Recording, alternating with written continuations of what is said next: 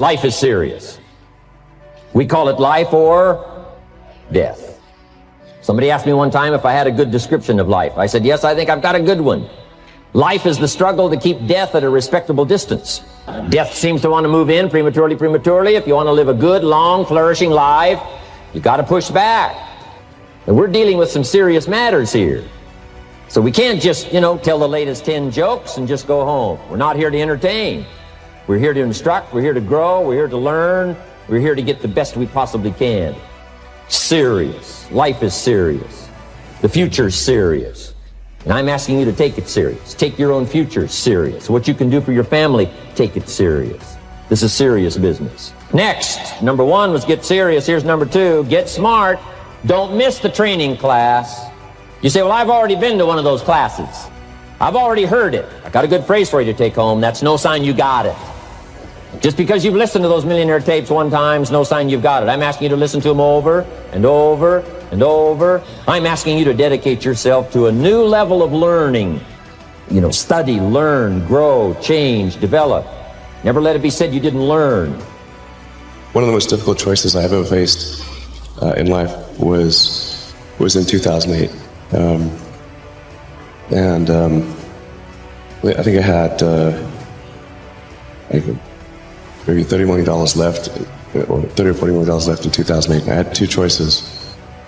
I could put it all into one company, and then the other company would definitely die, or split it between the 2 companies.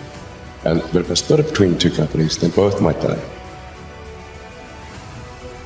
And when you put your blood, sweat, and tears into creating something, building something, it's like a child.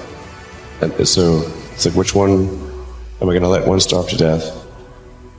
I couldn't bring myself to do it, so I split the money between the 2. Fortunately, thank goodness, they both came through. It's bloody hard to be a high-performance person.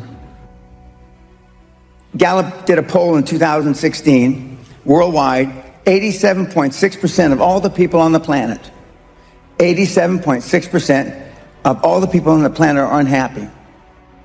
Why are they unhappy? Because they don't have what they perceive as what they deserve.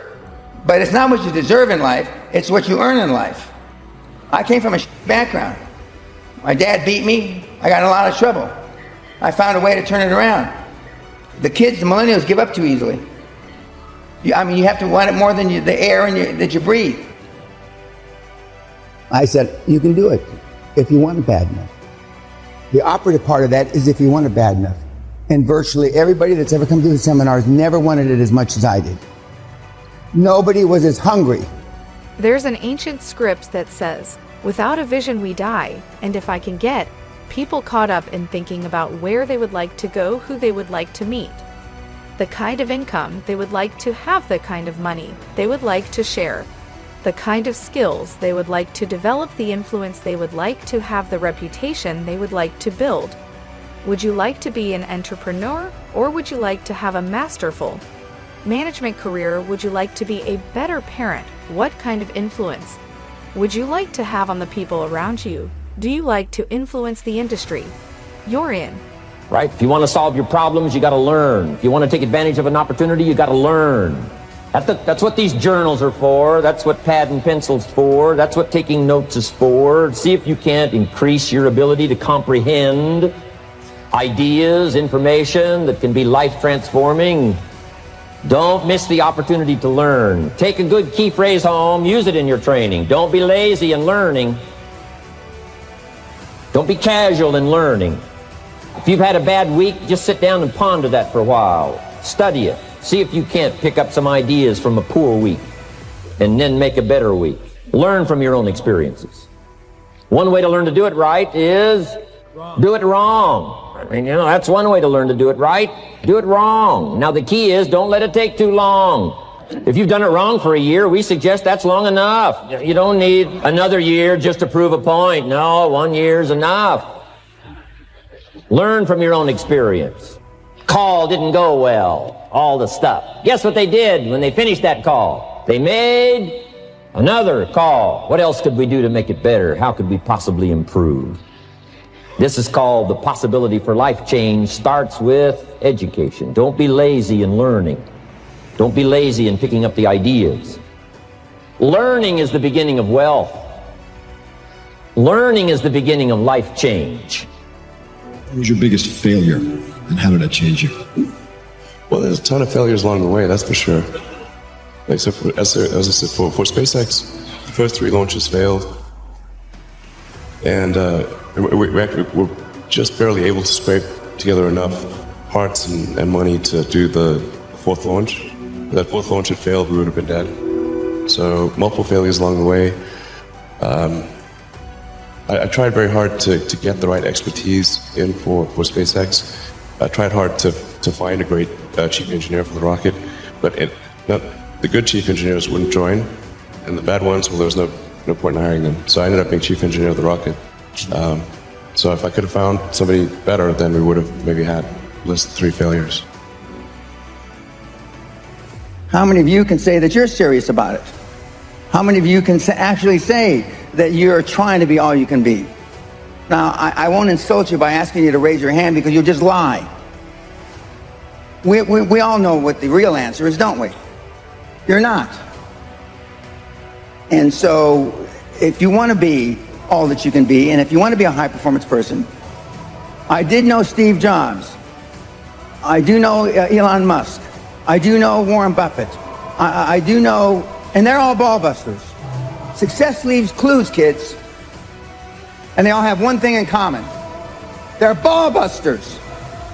They're hard as nails. What kind of sacrifices are you willing to be super successful? 60 hours a week. Nobody is willing to work 60 hours a week to be successful. Nobody is willing to miss a holiday. If you booked a holiday and something important happened in business, would you tell your family to go on the holiday without you, and you're not going to go? Nobody said yes. The high-performance people, the one thing that they all have in common is they're hungry. Hungry for a better life. Hungry for change. Hungry for the tough love their parents didn't give them. Growth only comes through pain. No pain, no gain. Because you're not willing to make any sacrifices to be high performance. I still work 50, 60 hours a week. And I haven't had to work in 35 years. You got to get going. You got to take action. The disciplines is the miracle process. And here's how to get the miracle of your future going as far as disciplines are concerned. Number 1, do what you can. You might go home and set a whole new pace for yourself, and we call it cleaning up neglect. Should walk around the block, could walk around the block for your good health. Don't walk around the block. See, you're on the wrong track. Letters you haven't written, conversations you haven't had with your family, somebody you should sit down with when you get back home, get that job done. Don't let neglect destroy your days, destroy your life, and destroy your future. Go back and do what you can.